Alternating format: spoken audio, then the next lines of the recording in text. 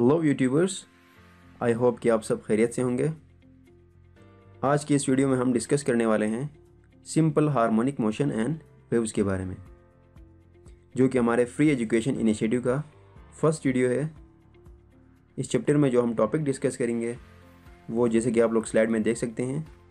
सबसे पहले हम वाइब्रेशन एंड ऑसिलेशन के बारे में पढ़ने वाले हैं, then characteristics of simple harmonic motion and systems executing simple harmonic motion. जिस तरह फॉर एग्जांपल 3 सिस्टम्स मैंने मेंशन किए हैं यहाँ पे। Motion of mass attach to spring एक सिस्टम है, उसके बाद motion of simple pendulum and then ball and bowl system. अब हर सिस्टम को हम डिटेल में डिस्कस करेंगे कि कैसे सिंपल हार्मोनिक मोशन को एग्जीक्यूट करता है। एंड पे हम ये डिस्कस करेंगे कि different types of waves and their properties एक एग्जांपल के तहत, जो कि रिपल टैंक को यूज़ करते हुए हम डिफरेंट वेव्स की प्रॉपर्टीज़ और वेव्स को डिस्कस करेंगे। लेकिन आज के इस लेक्चर में हम डिस्कस करने वाले हैं फर्स्ट टॉपिक, जो कि ऑसिलेशन है, and then motion of mass attach to spring. Just ये 2 टॉपिक्स हमारा आज के लेक्चर का हिस्सा हैं। सो स्टार्ट करते हैं। सबसे पहले हम वाइब्रेशन और ऑसिलेशन को डिस्कस करते हैं। अगर हम सिंपली डिफाइन करें तो ऑसिलेशन का मतलब है बैक एंड फोर्थ या फिर to and fro motion of any body about its mean position is called vibration and oscillation. Simply यहाँ पे मेन पॉइंट ये है कि अबाउट मेन पोजीशन, या फिर इसको फिक्स पोजीशन भी कहते हैं। जिस तरह मैंने यहाँ पे कुछ एग्जांपल्स साथ में दे दिए हैं। फर्स्ट एग्जांपल वेव की एग्जांपल है। इसके अंदर ये जो लाइन है आप लोग देख सकते हैं दरमियान में, ये एज अ मेन पोजीशन काम कर रहा है। उसके बाद अप एंड देन डाउन, इसको हम बैक फोर्थ भी कह सकते हैं। जिस तरह स्विंग के केस में एक झूला मैंने लिया हुआ यहाँ पे, ये जो झूले का जो सपोर्ट है उसको हम मेन पोजीशन कहते हैं। एंड देन इसकी जो मोशन है इस मेन पोजीशन के against forward and then backward. इसी तरह एक और एग्जांपल आपके सामने यहाँ पे मौजूद है। Mass attach to spring, simple pendulum and then ball in ball. ये कुछ एग्जांपल्स मैंने आप यहाँ पे शेयर किए हैं जो कि ऑसिलेशन और वाइब्रेशन से रिलेटेड है। नेक्स्ट हम डिस्कस करते हैं एसएचएम के बारे में, सिंपल हार्मोनिक मोशन। अब ये सिंपल हार्मोनिक मोशन जो है वो भी वाइब्रेशन ही है, लेकिन एक स्पेशल काइंड है वाइब्रेशन का। अब किसी भी वाइब्रेशन को सिंपल हार्मोनिक मोशन होने के लिए कुछ प्रॉपर्टीज़ का होना लाजमी है। वो प्रॉपर्टीज़ कौन सी है हम बाद में इन डिटेल डिस्कस करेंगे। अभी के लिए हम एसएचएम को अगर सिंपली डिफाइन करें वो ये है, when an object oscillates about a fix position और mean position such that its acceleration is directly proportional to its displacement from the mean position and the acceleration is directed towards the mean position, it is called SHM। अब कुछ points मैंने जो underline किए यहाँ पे, ये important points है, मैं इनको एक्सप्लेन करता हूँ। सबसे पहले बात तो पहले लाइन में कहा गया है कि मीन पोजीशन के अगेंस्ट, जो कि वाइब्रेशन के डिफिनेशन में हमने डिस्कस किया है पहले। जो सेकंड पॉइंट हमारे पास है, acceleration is directly proportional to its displacement from the mean position, right. अब एसएचएम होने के लिए किसी भी वाइब्रेशन मोशन या ऑसिलेशन के लिए ये ज़रूरी है, जब यहाँ से मोशन स्टार्ट करेगी, फॉर एग्जांपल मैं पेंडुलम की एग्जांपल लेता हूँ, ये मेन पोजीशन है। जब हम यहाँ से डिस्टर्ब करते हैं तो ये इस पोजीशन पे आएगा, एक्सट्रीम पे, राइट। अब ये डिस्प्लेसमेंट विद द टाइम बढ़ रहा है, तो ये एसएचएम होने के लिए लाजमी है कि अगर ये डिस्प्लेसमेंट टाइम के साथ साथ बढ़ जाए तो इसका मतलब है एक्सेलरेशन भी इंक्रीज़ होना चाहिए मीन पोजीशन से, चाहे मीन पोजीशन से लेफ़्ट साइड पे हो, राइट साइड पे हो, या फिर लेफ़्ट साइड पे हो, right. And then second point is acceleration is directed toward the mean position. ये बहुत ही इंपॉर्टेंट पॉइंट है, ज़्यादातर स्टूडेंट इसमें कन्फ्यूज़ होते हैं। अब इसका मतलब ये है, फॉर एग्ज़ाम्पल मैं नेक्स्ट एग्जाम्पल लेता हूँ इसके लिए, मास अटैच टू स्प्रिंग। इस केस में ये हमारे पास फिक्स पोजीशन के हैं या फिर मीन पोजीशन के हैं। जब हम फोर्स लगाते हैं आउटसाइड की तरफ, हमारा अप्लाइड फोर्स तो आउटसाइड की तरफ है, लेकिन एट द सेम टाइम एक और फोर्स लगता है इस पर इनसाइड, जिसको हम कहते हैं रीस्टोरिंग फोर्स। अब जितना भी हम मैथमेटिकल कैलकुलेशंस इस पूरे लेक्चर में या फिर स्पेशली एसएचएम के केस में यूज़ करेंगे, उस केस में हम रीस्टोरिंग फोर्स को कंसीडर करते हुए जाएंगे, जो कि हम बाद में डिफाइन करेंगे कि वो किसके बराबर है हुक्स लॉ के तहत। अभी फ़िलहाल के लिए समझें, जब हम अप्लाइड फोर्स लगाते हैं एक्सटर्नल साइड पे, विद द सेम टाइम एक और फोर्स इस पे लगता है स्प्रिंग की वजह से इनसाइड, अंदर की तरफ। सेम टू सेम जब हम स्प्रिंग को कंप्रेस करते हैं अप्लाइड फोर्स से inside, at the same time एक फोर्स लगता है आउटसाइड। इन शॉर्ट, जब भी हम मैस को डिस्टर्ब करते हैं तो उस टाइम पे एक फोर्स हमेशा मीन पॉइंट की तरफ लगता है, उसको हम कहते हैं रीस्टोरिंग फोर्स। अब वो बराबर होता है F इज इक्वल टू के माइनस के एक्स। ये बराबर होता है किसके? रीस्टोरिंग फोर्स के। इससे पहले मैं हुक्स लॉ डिफाइन करता हूँ। ये समझने के लिए हुक्स लॉ समझना बहुत लाजमी है। अब हुक्स लॉ ये कहता है, जब भी हम किसी भी स्प्रिंग पे फोर्स लगाते हैं उसको स्ट्रेच करने या कंप्रेस करने के लिए, वो फोर्स हमेशा डायरेक्टली प्रोपोर्शनल होता है डिस्प्लेसमेंट के, बशर्ते के वो फोर्स जो है लिमिट्स के अंदर हो। हम वो फोर्स इतना लगाएं ताकि वो स्प्रिंग डीफॉर्म ना हो, स्प्रिंग की शेप डिस्टर्ब ना हो। अगर हम लिमिट के दरमियान में रहते हुए कोई फोर्स स्प्रिंग पे लगाते हैं तो वो फोर्स हमेशा बराबर होता है, डायरेक्टली प्रोपोर्शनल होता है डिस्प्लेसमेंट के। मैथमेटिकल रिप्रेजेंटेशन है F is equal to k multiply by x. आप यहाँ से भी देख सकते हैं कि F is directly proportional to x।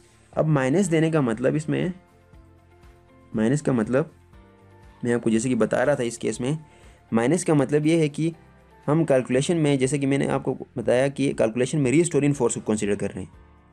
जो अप्लाइड फोर्स है वो हमेशा इस साइड पे है और डिस्प्लेसमेंट भी बाहर की तरफ कवर हो रहा है। लेकिन इस केस में अगर हम रीस्टोरिंग की बात करें तो रीस्टोरिंग इनवर्ड है। अगर आप देखें तो डिस्प्लेसमेंट और रीस्टोरिंग फोर्स आपस में क्या है? अपोजिट है। इसलिए हमने यहाँ पे मैथमेटिकल कैलकुलेशन में माइनस इसलिए लगाया है इस चीज़ को रिप्रेजेंट करने के लिए कि रीस्टोरिंग फोर्स जो है अप्लाइड फोर्स की वजह से जो डिस्प्लेसमेंट क्रिएट होता है उसके हमेशा अपोजिट रहता है। सिमिलरली इस केस की बात करें, हम अप्लाइड फोर्स इनवर्ड लगाते हैं लेकिन साथ साथ डिस्प्लेसमेंट भी इनवर्ड, लेकिन जो रीस्टोरिंग फोर्स है वो आउटवर्ड है। दैट्स वाई हमने ये नेगेटिव साइन जो है एक्स के साथ इसलिए लगाया। एक्चुअली हम लिखते हैं इस तरह, इसको ये लिखने का तरीका ये है। ये एक्चुअली हमारे पास है रीस्टोरिंग फोर्स जो कि बराबर है अप्लाइड फोर्स के, but opposite in direction. Next हम मूव करते हैं।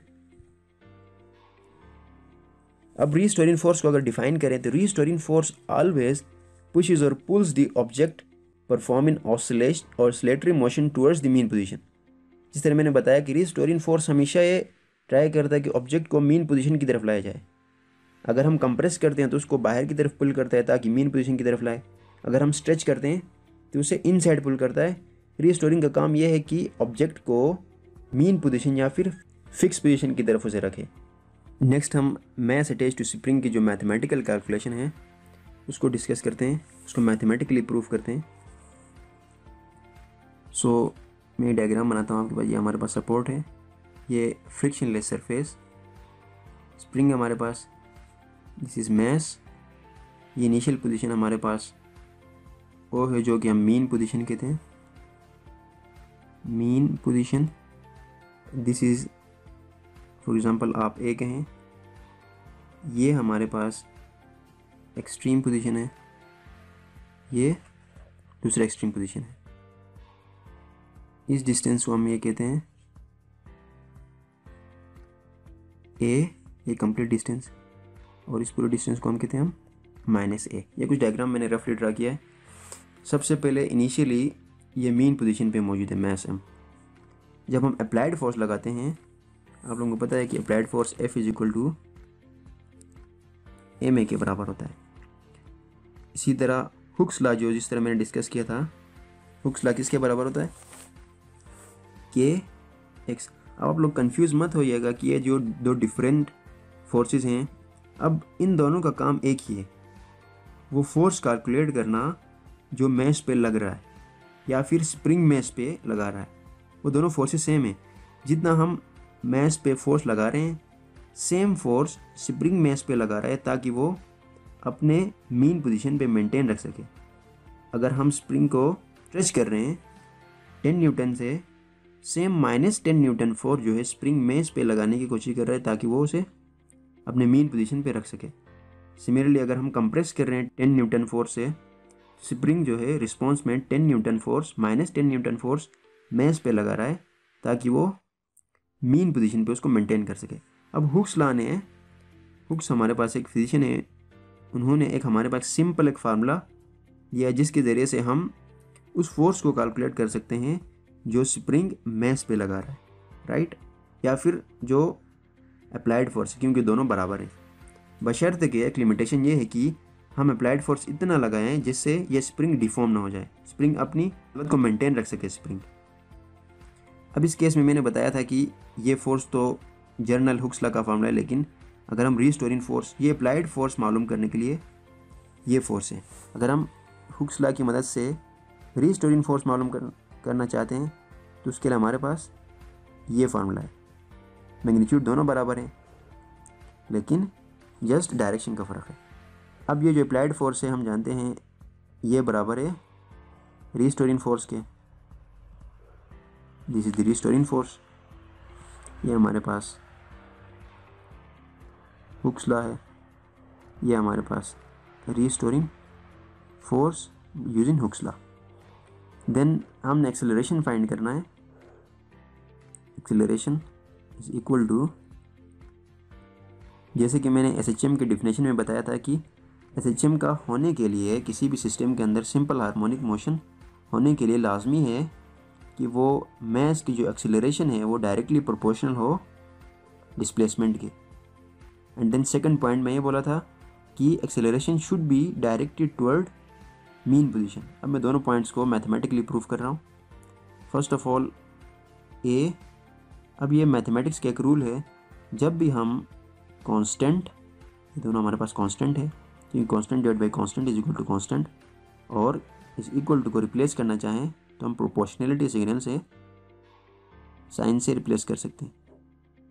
अब इस एक्सप्रेशन से ये मालूम होता है कि एक्सेलरेशन डायरेक्टली प्रोपोर्शनल है डिस्प्लेसमेंट के, जो कि एसएचएम का फर्स्ट पॉइंट वो क्लियर हो गया। And then second thing is acceleration is always directed toward mean position. Acceleration हमेशा मीन पोजीशन की तरफ होगा। अब हम उस एक्सेलरेशन की बात कर रहे हैं जो कि रीस्टोरिंग फोर्स की वजह से प्रोड्यूस हो रहा है। जिस तरह आप लोग देख सकते हैं restoring force is always directed toward mean position. चाहे हम स्ट्रेस कर रहे हैं चाहे हम कंप्रेस कर रहे हैं, रीस्टोरिंग फोर्स हमेशा लगेगा मीन की तरफ, हैंस एक्सेलरेशन भी हमेशा मीन की तरफ ही लगेगा, क्योंकि हम उस एक्सेलरेशन की बात कर रहे हैं जो रीस्टोरेशन फोर्स की वजह से प्रोड्यूस हो रहा है। अब ये जो नेगेटिव साइन है ये इसलिए यहाँ पे हमने, ये किस चीज़ को शो कर रहा है, क्योंकि जब हम अप्लाइड फोर्स आउटसाइड पे लगा रहे हैं, जैसे लास्ट टाइम पे बताया था मैंने, ये डिस्प्लेसमेंट आउटसाइड की तरफ कवर कर रहा है। एट द सेम टाइम अगर हम रीस्टोरिंग की प्रॉपर्टीज देखना चाहें तो रीस्टोरिंग फोर्स जो है इनवर्ड लग रहा है। सो डिस्प्लेसमेंट और रीस्टोरिंग फोर्स आपस में क्या है, अपोजिट डायरेक्शन में, या फिर इन अदर वर्ड्स एक्सेलरेशन जो है, acceleration due to restoring force is opposite to the displacement created by applied force, right.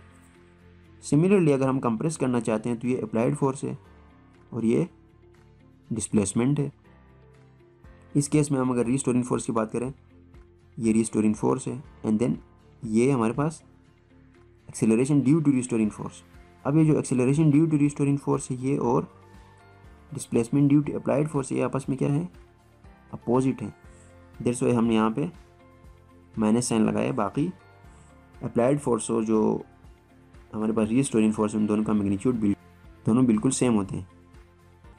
सो ये जो मैस अटैच टू स्प्रिंग को हम SHM कह सकते हैं, क्योंकि जो SHM की दो पॉइंट्स है इसने ये फुलफिल कर दिया है। First point is acceleration should be directly proportional to displacement covered, and then second point is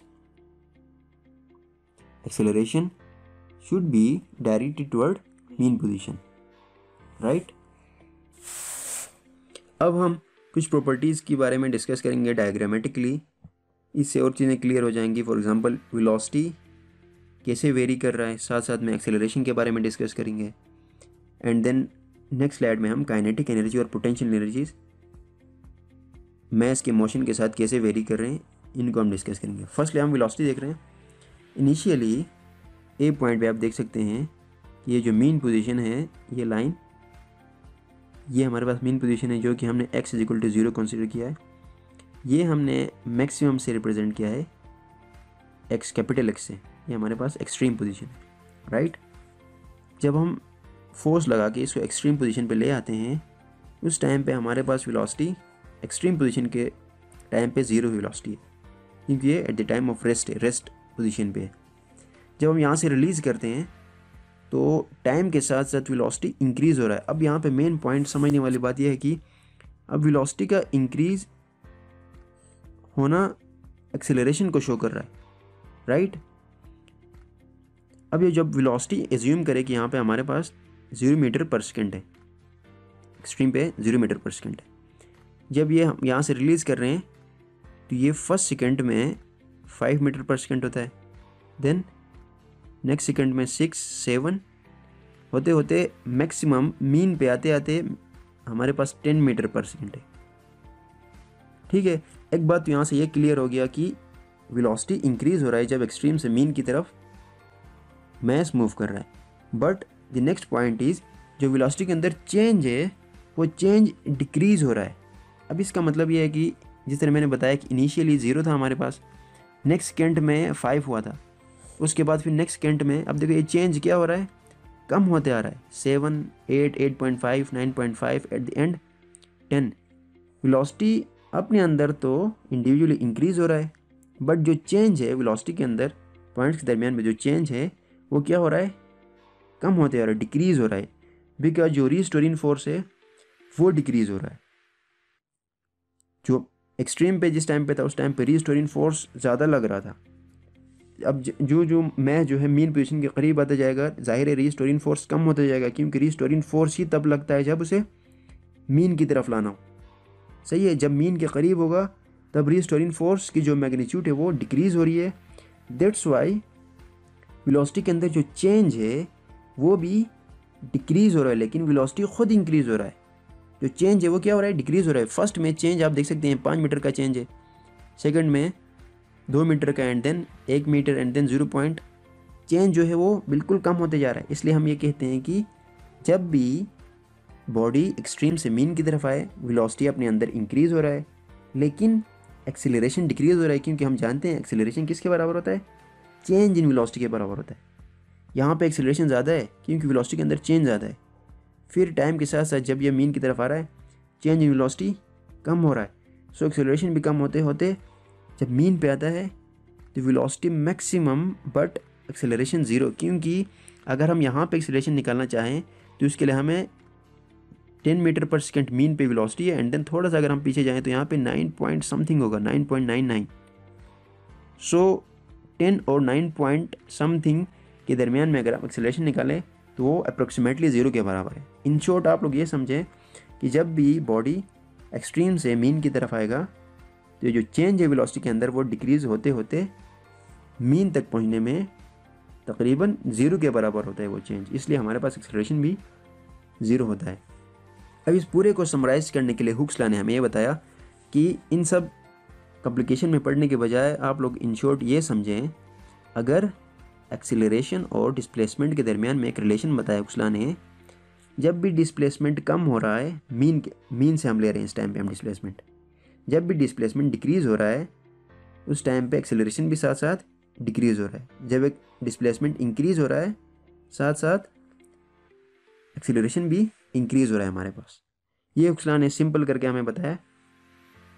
उसके बाद सेम केस स्ट्रेच के केस में वही है, जब ये इंक्रीज़ होगा डिस्प्लेसमेंट, एक्सेलरेशन भी इंक्रीज़ होगा, एंड देन जब ये डिस्प्लेसमेंट मीन की तरफ कम होते जाएगा तो एक्सेलरेशन भी कम होगा। आई होप कि ये कॉन्सेप्ट आप लोगों को क्लियर हुआ होगा। अगर कोई कन्फ्यूजन है तो आप लोग कमेंट बॉक्स में फील फ्री पूछ सकते हैं आप लोग क्वेश्चंस। देन हम इसमें हमने कवर किया एक्सेलरेशन एंड वेलोसिटी। नेक्स्ट हम कवर करते हैं आप एनर्जीज़ के बारे में, राइट। अब एक बात हमेशा याद रखें कि वेलोसिटी को आप लोग रिलेट करें काइनेटिक एनर्जी से, एंड देन एक्सेलरेशन को रिलेट करें, तो ये कोई रूल नहीं है बट मैं अपने हिसाब से बता रहा हूँ जस्ट आसानी के लिए आप लोगों को याद रहे। वेलोसिटी क्योंकि काइनेटिक एनर्जी का फार्मूला अगर आप लोगों को पता है 12 mv² होता है, एंड देन पोटेंशियल एनर्जी का तो नॉर्मली हम mgh यूज़ करते हैं, लेकिन हुक्स लॉ के हिसाब से पोटेंशियल एनर्जी निकालने के डिफरेंट मेथड से हम इस मेथड से भी निकाल सकते हैं, इक्वल टू ए स्क्वायर कहें या फिर ये मैक्सिमम एम्पलीट्यूड कहें, जो भी कहें। एक्स नॉट भी यूजली नॉर्मली एक्स नॉट भी यूज़ करते हैं लोग, हम ए स्क्वायर मैक्सिमम एम्पलीट्यूड के लिए ए यूज़ किया है मैंने यहाँ पे।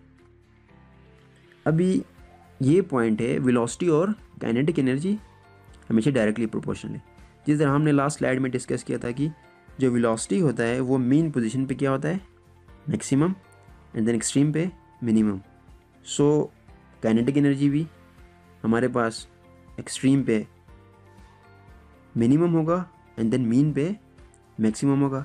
सिमिलरली हमारे पास जो पोटेंशियल एनर्जी है वो हमारे पास क्या होगा, मीन पे 0 होगा एंड देन एक्सट्रीम पे मैक्सिमम होगा, जो कि एक्सेलरेशन के, या फिर आप लोग इसको पोटेंशियल एनर्जी देख सकते हैं आप लोग के, ये डिपेंड करता है किस पे, ए पे, जो कि क्या है, डिस्प्लेसमेंट है। अगर डिस्प्लेसमेंट कम होता जाएगा तो ये पोटेंशियल एनर्जी भी डिक्रीज़ होती जाएगी। जिस तरह लास्ट टाइम हमने पढ़ा था कि एक्सेलरेशन कम होता है डिस्प्लेसमेंट के साथ, इसी तरह पोटेंशियल एनर्जी भी डिस्प्लेसमेंट के साथ कम होता है। सिमिलरली काइनेटिक एनर्जी इस तरह मैंने बताया वेलोसिटी के साथ इंक्रीज़ हो रहा है।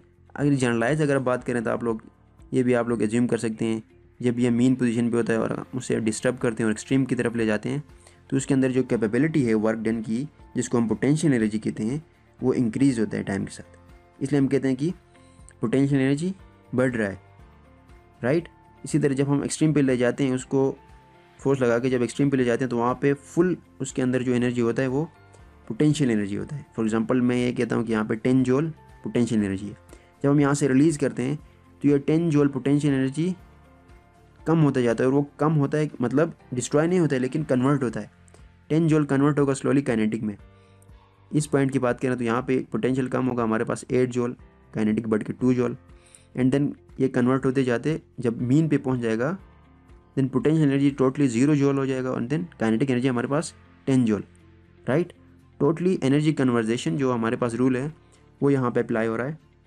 सिमिलरली जब ये मीन से आगे जाएगा, कंप्रेस होगा, तो सेम केस होगा, उसमें काइनेटिक पोटेंशियल बढ़ते जाएगा एंड देन एक्सट्रीम पे जब पहुँचेगा तो पोटेंशियल मैक्सिमम होगा, सही है।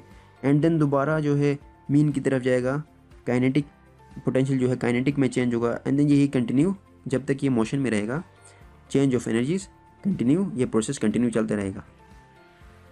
सो आई होप कि ये कॉन्सेप्ट्स आपको क्लियर हुए होंगी, क्योंकि ये बहुत ही इंपॉर्टेंट कॉन्सेप्ट्स हैं जो कि हम नेक्स्ट जो सिस्टम्स हम डिस्कस करने वाले हैं, जो बॉल इन बॉल सिस्टम है एंड देन सिंपल पेंडुलम का सिस्टम है, वो भी सिंपल हार्मोनिक मोशन के ही 2 डिफरेंट सिस्टम्स हैं। आज ये हमारा फर्स्ट सिस्टम था सिंपल हार्मोनिक मोशन से रिलेटेड, यही सिस्टम्स हम वहाँ पे भी अप्लाई करने वाले हैं। एनर्जी का जो एनर्जी कैसे वेरी करता है, एक्सीलरेशन कैसे वेरी करता है, एंड देन वेलोसिटी कैसे चेंज होता है, ये सेम चीज़ें हम उन सिस्टम में भी डिस्कस करने वाले हैं। सो आई होप आप लोगों ने एंजॉय किया होगा ये video. So for next video stay tune and good bye.